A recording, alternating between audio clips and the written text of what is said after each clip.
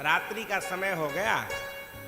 भगवान राम जी के चरण कमलों को श्री लक्ष्मण लाल जी, अंगद जी महाराज दबा रहे हैं।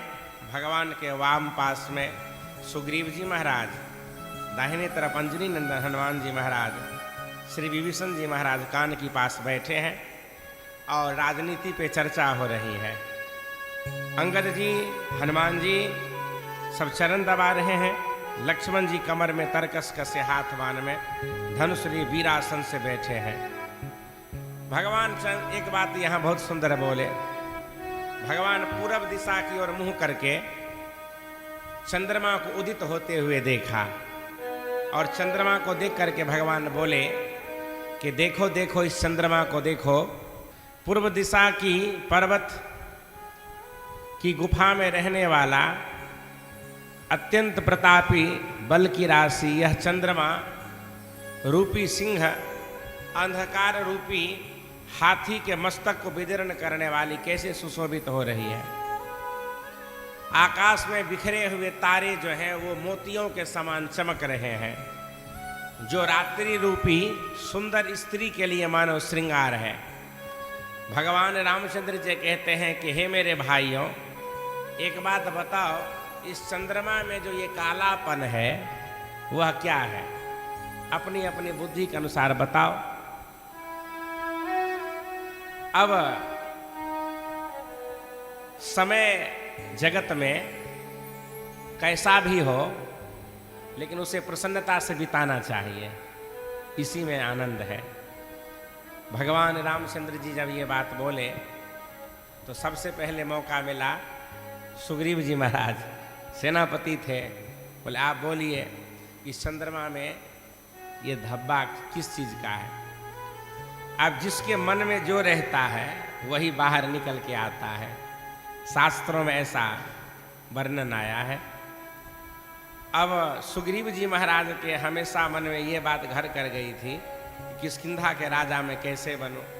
बाली मेरा राज्य ले लिया, मेरी पत्नी का हरण कर लिया, हमसे सब कुछ छिन गया। तो भगवान बाली का उद्धार करके किष्किंधा की राजा बनाते हैं, इनकी पत्नी को देते हैं रूमा को। और तो इनके मन में जो है जमीन घर के करके बैठ गया था। तो ये बोलते हैं सुग्रीव जी कि प्रभु मुझे ऐसा लगता है कि इस चंद्रमा में जो ये दाग है वो जमीन की छाई है। भगवान ये बात सुन के बहुत हंसे, मुस्कुराए। तो किसी ने कहा कि चंद्रमा को राहु ने मारा था, सूर्य और चंद्रमा को ग्रसने के लिए जाता है, तो वह चोट जो लगा हुआ है सरकार, इसलिए लगता है इसमें वो दाग लगा है चोट का।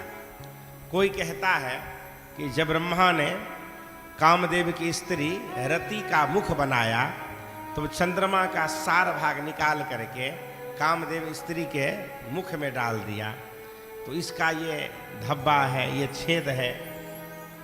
सब अपनी अपनी बात कहे। अब प्रभु रामचंद्र जी कहते हैं कि सुनो, समुद्र मंथन में जो विष निकला था, तो समुद्र मंथन से चंद्रदेव निकले, तो ये हमको लगता है कि विष जो है चंद्रमा का प्यारा भाई है, इसी से विष को अपने हृदय में यह स्थान दे दिया है चंद्रमा। तो इसलिए विष, क्योंकि अभी किशोरी जी तो है नहीं, तो प्रभु को ये दुख व्यापा है माँ के नहीं रहने से। तो कहते हैं कि विषयुक्त अपने किरण समूह को फैला करके ये चंद्रमा वियोगी लोगों को दुख दे रहे हैं। हनुमान जी महाराज चरणों में बैठे थे। भगवान बोले आप भी तो कुछ बोलिए। चरणों की सेवा करते करते